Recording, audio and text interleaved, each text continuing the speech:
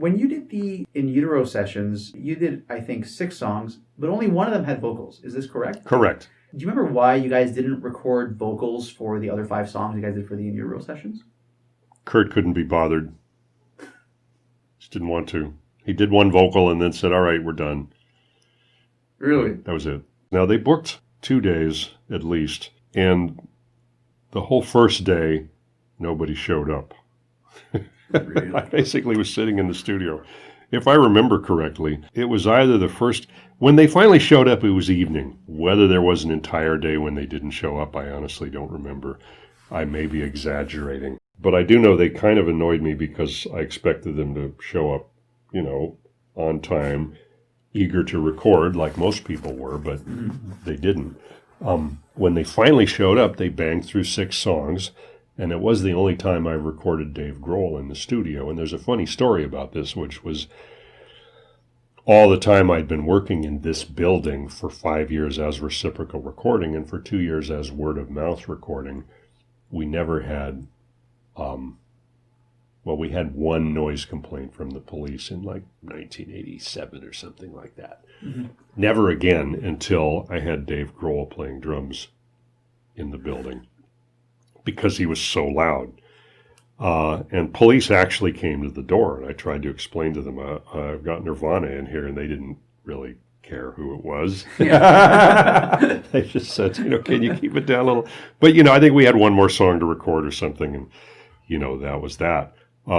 So that was a funny thing about the In Utero demo, was the police coming and complaining about the noise because, to this day, I don't think there's been another noise complaint. And that's been a studio ever since then. And it was a studio since the 70s, and it just never got noise complaints. So, go figure. It's funny. Whatever passed for mixing, again, took place very quickly. I know I'm thinking probably Kurt showed up the next day to do the vocals, and Courtney was there, and so was Francis, because he had the baby on his lap at one point, which is why you hear a baby crying in the middle of the song. Which song is this? Rape Me. This is the demo that you did for Rape Me? Correct. Okay. Yeah, it's the only song from those 6 that has a vocal. Yeah, there's not even a guide vocal.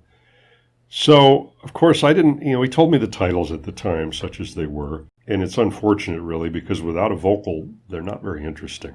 I did what mix I could of Rape Me for the box set, and much later for the deluxe In Utero reissue, they let me remix a couple of other things, including a couple of Brazil recordings that they did with Craig Montgomery. Oh, you were involved with those ones too? Yes, there's 2, I think, that I remixed that are on, for some reason, were not on the box set, so I remixed those, and those are on the In Utero Deluxe CD edition. So I think the 2 or 3 of the instrumental tunes from the In Utero demo, I mixed those. This is like much, much later. And 2 of the Brazil recordings, I remixed those. So that stuff is on the In Utero Deluxe reissue, which the Rape Me version should have been used there too, but because they'd already used it on the box set, they didn't use it on the In Utero reissue. This stuff has all been scattered all over the place. It's unfortunate. Like all the Dale demo stuff, that should be in one place. Mm-hmm. But, some of it's on Bleach, some of it's on Incesticide, some of it's on the box set. It's just how these things ended up. Did they approach you independently to do the In Utero demos, or was it facilitated through a label? Some representative called. I don't think it was the label. Somebody from whatever management they had at the time, I don't know who it was, called to book the time. And in fact, they initially booked the time and then canceled it because Francis was born, and they were a little busy with a newborn baby, actually. So, I kind of said, well, okay, that's a pretty good excuse for canceling a session, fine, and then they rescheduled. And, Courtney showed up and brought the baby. It was pretty cute, I have to tell you. Mm-hmm. They were just like any pair of, googly goggly parents with a newborn baby. It was way too cute. They just said, call our management and bill them, and they billed the label, and there were no questions asked. I mean, this was after Nevermind, so the money was there, and This was word of mouth recording. I mean, we're talking, maybe $1,000 or something. It wasn't much of a bill, for a couple of days. It was trivial it was peanuts as far as the label was concerned. Mm-hmm. A, they were demos, and B, the other thing is nobody really cared. The tapes actually sat on the shelf for a couple of years. And I eventually, when the studio closed in 93, I had to call him and say, look, can I send these tapes to somebody? I mean, nobody ever asked for the demos. The band walked out with a cassette, I think. But nobody was in control, it seemed like. I did the recordings and was waiting for somebody to go, hey, can we hear them? And I never heard a thing. It was odd. It was a strange session. I think it was more just for the band to get the songs into their heads, really, than for any other purpose. I'm not sure that anybody at the label was, I never heard a damn thing. Do you know why the band specifically wanted to record with you those demos? Would you happen to know? They were still, based in the Pacific Northwest, if you will, and I was familiar and friendly and easy to deal with, so, and required the minimal amount of effort and travel.